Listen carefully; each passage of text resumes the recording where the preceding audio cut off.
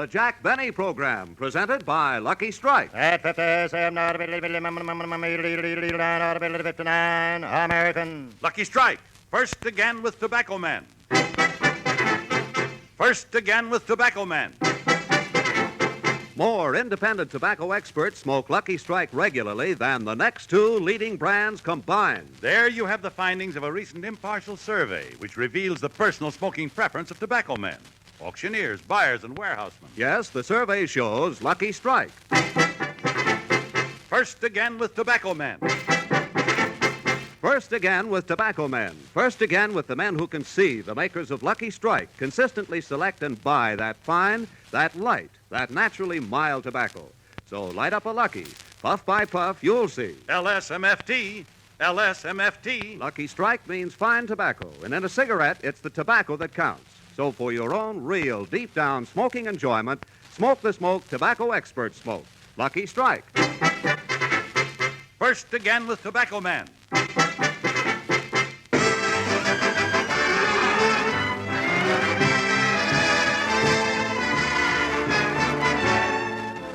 The Lucky Strike program starring Jack Benny with Mary Livingston, Phil Harris, Rochester, Dennis Day, and yours truly, Don Wilson.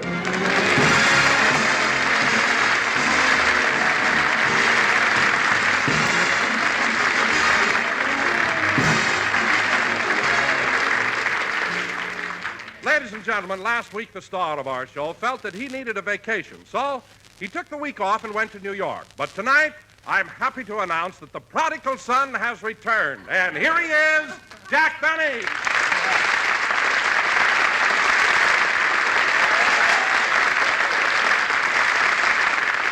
Thank you. Hello again. This is Jack Benny talking. And, Don, I think that was a very fitting introduction because I do feel like a prodigal son. Well, thank you, Jack, and welcome home. And it's very appropriate, too. The prodigal son being welcomed by the fatted calf.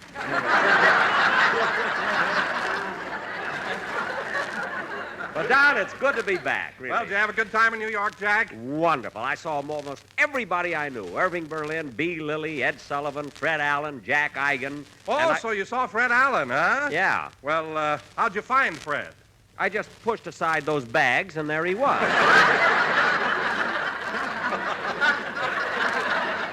Honestly, Don, he has the biggest bags over his eyes. Over his eyes? Yeah, he's wearing them in an upsweep this year. He got tired of stepping on them. But, I saw Fred at his broadcast, and it's really amazing how lucky he's been. What do you mean, lucky? The way he ran a case of sinus into $1 million. Honestly, Don, the way Fred talks, he sounds... Well, hello, Mary. Hello, Jack. Welcome home. Well, that's a fine welcome home. Haven't you got a great big kiss? I had one, but last week I gave it to Robert Taylor. All right, so couldn't you save a little kiss for me? Jack, when Taylor takes over a show, he takes it all.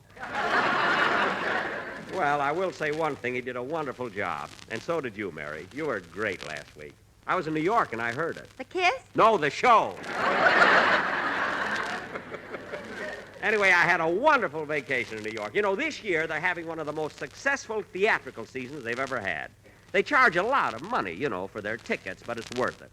What shows? A Streetcar Named Desire, High Button Shoes, Inside USA, and Mr. Robert. Oh, gosh, Jack, I certainly envy you. How did you like A Streetcar Named Desire? Well, I didn't get to see that show. I'm sorry I missed it. Oh, that's too bad. But, Jack, I'll bet you enjoyed High Button Shoes. I heard it was a great musical. Yeah. Well, I didn't see that one either. You see, before I knew it, it was Thursday night, and that was the night I was going to see Mr. Roberts. Well, Jack, when I get to New York, that's the show I'm most anxious to see. Mr. Roberts? Yes. How'd you enjoy that? Well, that's the one I'm really sorry I missed. You see, I got as far as the lobby, and the girl in the box office made me so mad I wouldn't go in. What'd she say to you? $6.60, please. $6.60, please. $6.60, please. Some smart aleck since you took over the show last week. $6.60. Anyway, money had nothing to do with it. Henry Fonda, the star of Mr. Roberts, gave me 2 passes. I wish I hadn't sold them. Now, what about you, Mary? Anything happened with you while I was away? Oh, nothing much, except that I received another letter from my mother. Your mother? Well, what does the Republican dark horse of Plainfield have to say? I've got it right here. Do you want me to read it to you? No, but you're going to do it anyway, so go ahead. All right. My darling daughter, As Mary. Alan would say, if you didn't read it, the program will be short. You know, go ahead, read it. Says it every week, the same thing every week. Go ahead, I'm sorry. My darling daughter, Mary. I received your letter, and I want to thank you for sending me $25 for Mother's Day. You're so generous. What other girl would send her mother a whole week's salary? Gee, you are generous. Huh? Mary, I bought myself a dress with some of the money, and with the rest of it, I bought Papa a beautiful monogram wallet to keep his unemployment checks in. And that reminds me, your sister Babe is no longer on vacation. A couple of weeks ago, she got a telegram from John L. Lewis telling her to go back to work. Good old Babe. I'll never forget her in the Easter parade, strolling down the avenue with that lamp on her hat. Jack, please. Oh, I'm sorry, Mary. Continue. I heard you on the program last week, the broadcast you did with Robert Taylor. And I must say it was a wonderful show without Jack. It was the first time in 5 years that my Airwick took a Sunday off.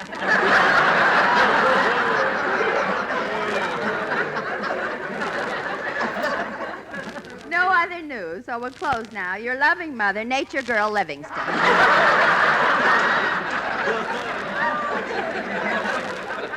You know, Mary, your mother writes some of the silliest... Hello, Don. Hello, Mary. Well, hello, Dennis. Gee, Mr. Taylor, I don't know what happened to you since last Sunday, but you look awful now. Dennis, for heaven's sake, I'm not Robert Taylor. Look over here. I'm Jack Benny. Oh, I don't blame you for being mad. Well, Dennis, aren't you happy that Mr. Benny's back? I certainly am. You know, Mr. Benny, while you were gone, I sure missed you. Well, thanks, kid. You know, you wouldn't believe it, but I was like a lost soul. I felt awful. I couldn't even eat. Oh, that's a shame. Yeah, next time you go away, you ought to pay us in advance.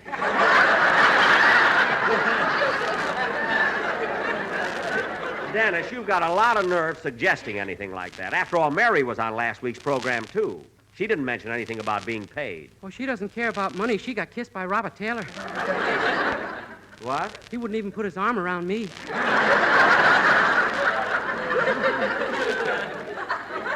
Dennis. I may not look like much, but he ought to taste my potato pancakes.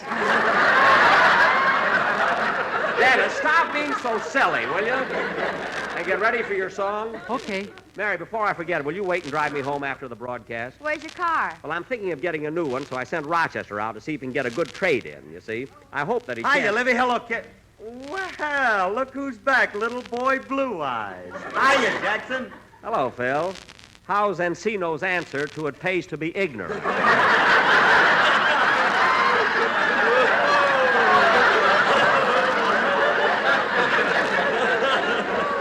That's one he didn't know was in there. We had another one written in. Wasn't nearly as funny as this one. Huh? Oh, I'm fine, Dad. Are you?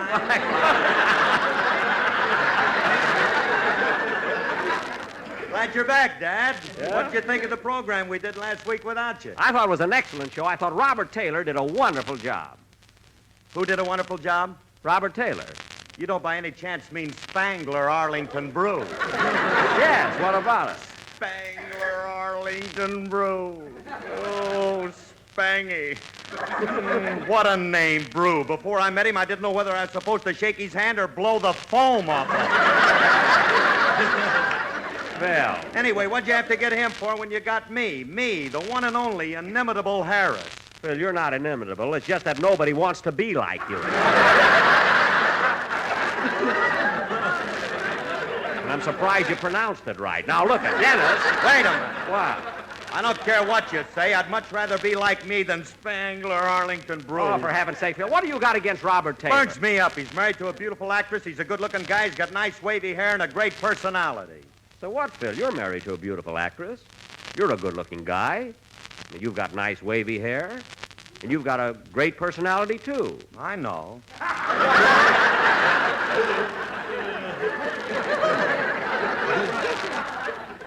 Well, what about it? Nothing. Just wanted to hear you say it.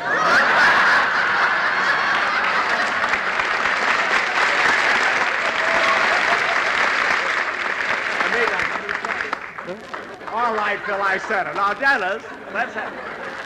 Phil, are you taking bows or is your head so big it keeps bending you over? Now, come on, Dennis, let's have your song. Well, what do you want me to sing? I don't know, what do you got prepared? Potato pancakes. All right, sing that. Sing anything, will you? Short and grand.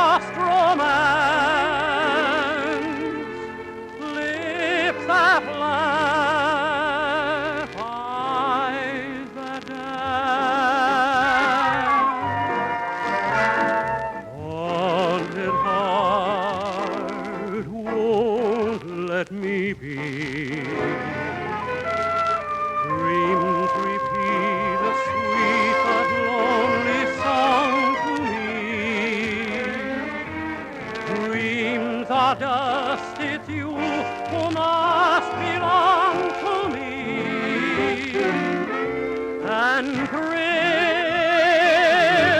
my haunted heart. Be still, my haunted heart.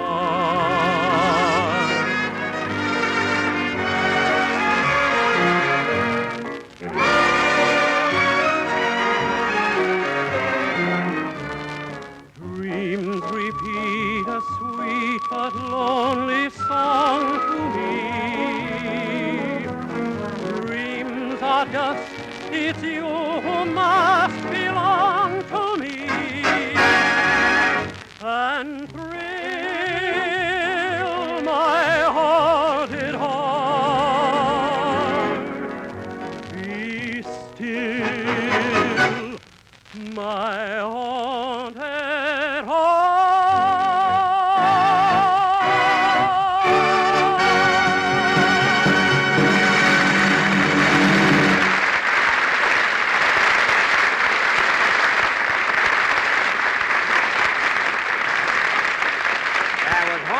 sung by Dennis Day. Very good, Dennis. And now, ladies and gentlemen, in answer to thousands of requests, as our feature attraction tonight, we are going to repeat our version of that great Universal International production, The Egg and I.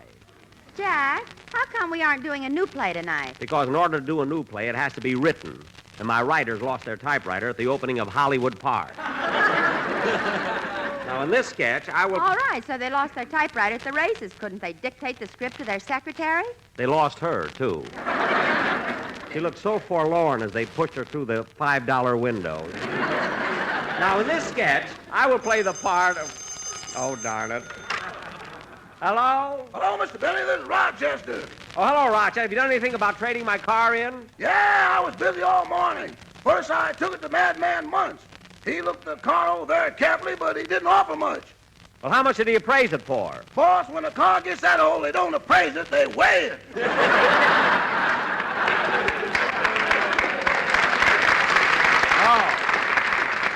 So then I drove over to Honest John's place. He looked at the car and offered us $10.75. Well, of all the nerve. The license plate alone is worth that much. That's the only part he wanted. Trifle discouraged but undaunted, I drove to the Smiling Irishman's lot. And there's where we had a little tough luck. Why, what happened? As the Smiling Irishman climbed into our car to inspect it, he slammed the door and the fender fell off. Which fender? The fender. The fender.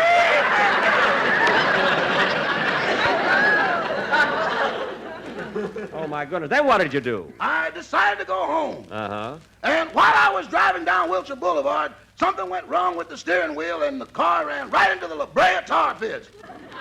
Oh, that's terrible. Worse than you think. The pits threw it back out again.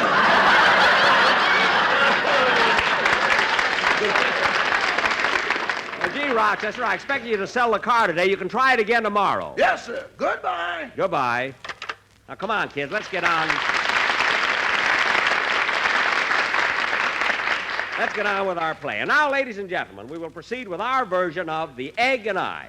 In this sketch, I will be Fred McMurray, and Mary Livingston will be Claudette Colbert. What part am I going to play, Jack? Well, Don, the scene takes place on a farm, so you can play the part of our pig. Oh, Jack, every time you do a farm sketch, I play the part of a pig. I want to do something else. Well, what would you like to be, Don? A canary. Don, you a canary? Peep, peep, peep, peep, peep. Well, that's not so bad. All right, Don, you can be the canary. And now, ladies and gentlemen, The Egg and I. As the scene opens, we find the newlyweds, Claudette and Fred, driving out to their new home.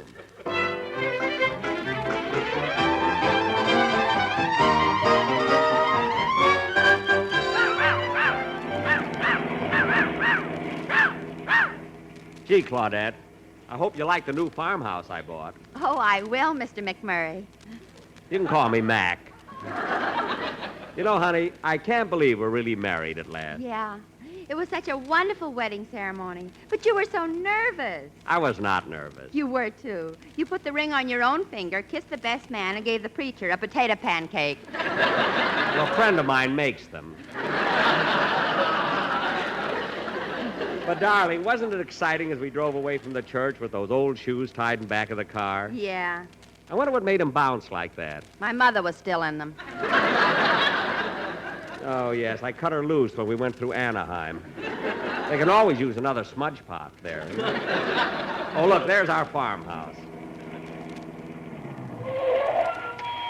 Here we are.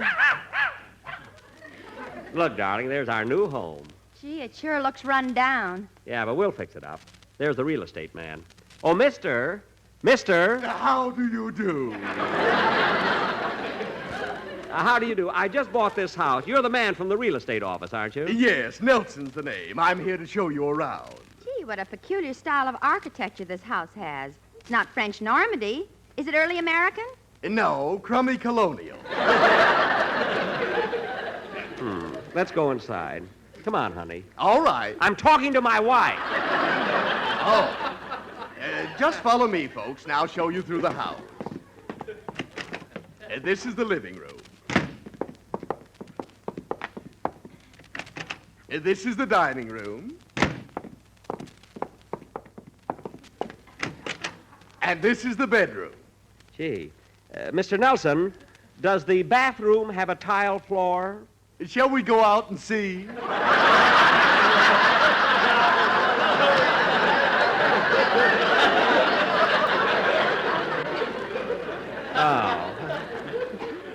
Mr. Nelson, I'd like to see the kitchen. Right through this door. There, isn't it a beauty? Well, I don't know. The stove looks very old and awfully dirty. Oh, that's just a little dust. I'll blow it off.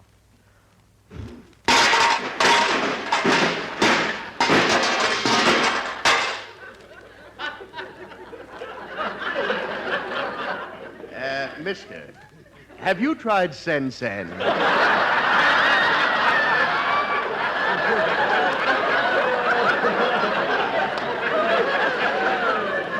What? Well, it's getting kind of late. I better go. Goodbye, Mr. Nelson. Goodbye. Goodbye, Mr. Nelson. Mr. Nelson, stop kissing her. Well, if Robert Taylor doesn't care, why should you? Well, darling, here we are in our own little home. We better start getting to sleep, too. On a farm, you know, you have to get up at 4 in the morning. You're right, sweetheart. But it's so nice to be alone, just the two of us. Yeah. Well, darling, good night. Good night. Get out of here!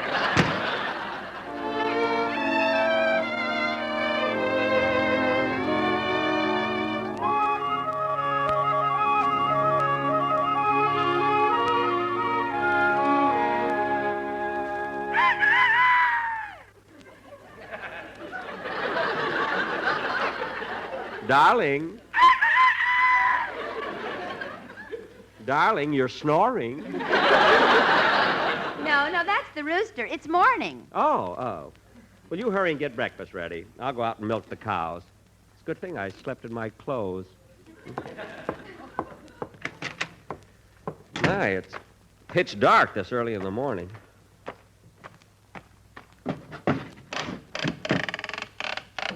Now, where's that milking pail?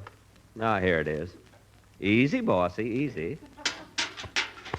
That's a good girl, bossy. Easy, bossy, easy. Gee, I can't seem to find... Uh-oh, wrong end.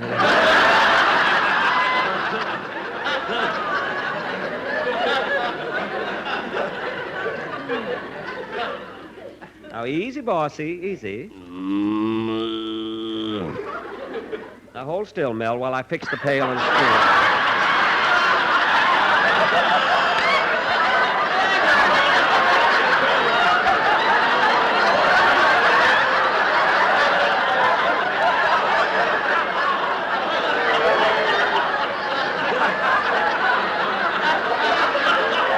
We're really going to be cut off the air tonight.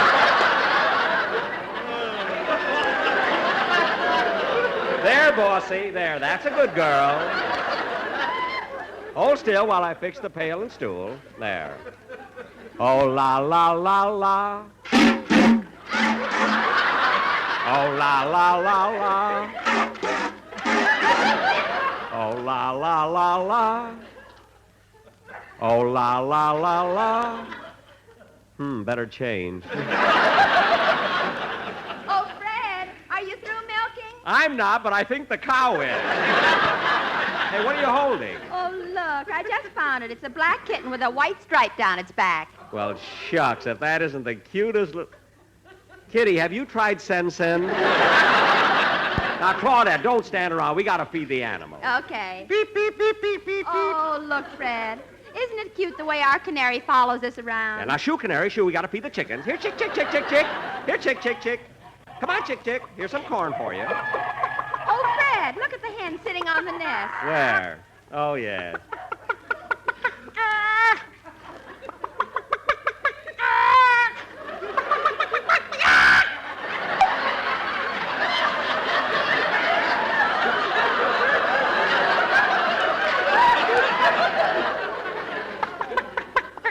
That's all, folks. See, now we got to get breakfast. Well, I better get some oats for the horse, hay for the cow, and... What happened? Our canary stepped on the pig and killed it. Gee, that's too bad. What a canary. I should have gotten suspicious when he bent the bars in his cage. Now, let's get... Oh, look, here comes someone. Hello? Howdy, neighbors, howdy. Zeke Harris is my name. Live right over the hill. Well, you have a farm over there? Yep, I raise little of this, little of that, mostly corn. For your pigs? No, for my still. Oh, you have a still? Yeah, she'll make 20 gallon a day. 20 gallons a day. That isn't much. Tain't bad, my old lady don't drink.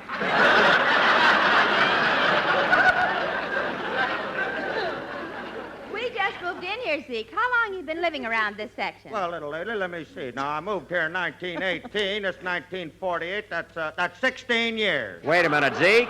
From 1918 to now, it's 30 years you've lived here. We don't count the 14 years of prohibition as living, son. Oh, got any children? Yep, I got 2 sons, but we ain't seen them since they ran away with the circus 10 years ago. Sure, miss the boy.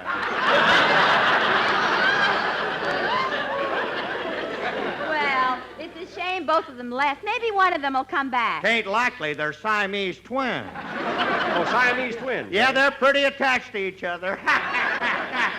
Oh, Zeke, you're the barnyard's answer to Phil Harris. By the way, Zeke, is that field over there part of your farm? Yeah, that's the place where I raised my tobacco, son. Those are my hired hands out there picking it now. Where? Right over there.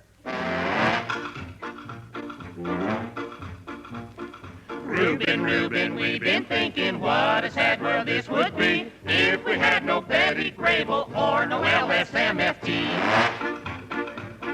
Reuben, Reuben, we've been working, raising those tobacco sprigs to make a pack of Lucky Strikes for every Boone and Speedy Riggs. Once they went down to the city just to see a burly Q. They came back and brought a sample round and firm with eyes of blue. Reuben, Reuben, we're not joking, makes no difference where we roam. We will always keep on smoking, lucky still the cows come home. Puff, puff, Zeke. Zeke, your farmhands are pretty good. Yes, sir. Yes, sir. They sing all the time. Hiya, neighbors. Howdy, Zeke. Good to see you all. Well, hello. How are you? Ma Kettle's the name. Live right down the road. Which house? No house, just down the road. No house? Yep, she's married to Paul Kettle, the laziest man in the state. He's the laziest man in the world. He won't even pick his teeth. I had to go down to the store and pick 'em for him. No kidding.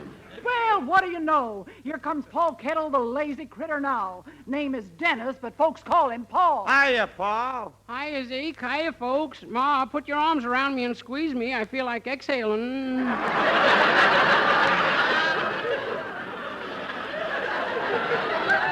There, Better talk a little faster, that or we won't feels get off the better. show. Well, that feels better. Any place to lie down around here? Oh, Paul, stand up for a while. Oh, by the way, what are you folks figuring on raising here? Chickens. I wouldn't try it if I were you. Tried to raise some myself a few years ago. Never had any luck. What happened? I bought 10 hens. They laid a lot of eggs, but none of them ever did hatch. How many roosters did you have? Oh, roosters! Well, I guess I better be going along now. Gotta go home and help my pig write a letter. Your pig writes letters? I just tell him how to spell. He already has the pen and ink. Oh, Pa Kettle, you're sharper than a potato pancake. You said it. Well, look, folks, my husband and I are just going in to have breakfast. Why don't you come in and join us? It's okay with me. Me too. Pick me up, Ma. Well, come on, let's all go in. Hey, wait a minute. What happened to Zeke? Where's Zeke Harris? Oh, he had to run along. He's got his own show. What? I can stay till Wednesday. Well, good. Come, folks. Breakfast is on me. On you? Yes, we haven't got a table. Oh, Claudette, you've only been on the farm one day, but you've got corn all over you. You said it, and we just made it. Come on, everybody.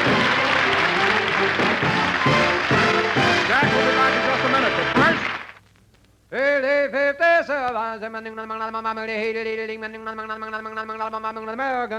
Lucky Strike. First again with Tobacco Man.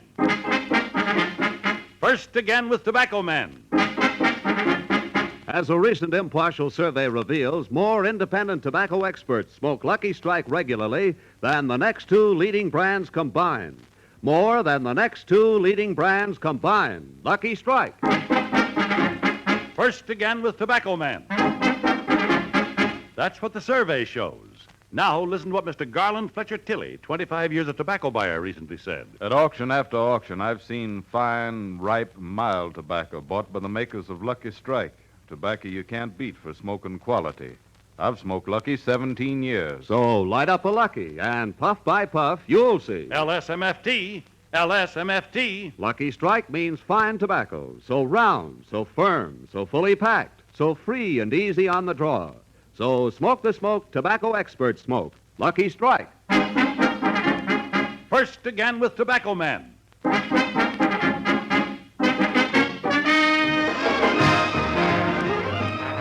Ladies and gentlemen, I want to take this opportunity to thank Robert Taylor for taking my place on the program last week. He certainly did a great job. And Mary, answer the phone, will you? Okay. Hello? Yes, he's here. It's for you, Jack. It's your sponsor. Oh. Hello, LS. How's MFT? What? Oh, I was only trying to be cute. Robert Taylor? No, he was on last week. But he was only supposed to be on for 1 week. But I don't need another vacation. Look, I don't want to go to New York. I've been there. Where? I don't want to go there either. This is NBC, the National Broadcasting Company. You've been listening to the OTR Gold Network. Find more classic radio at otrgold.com.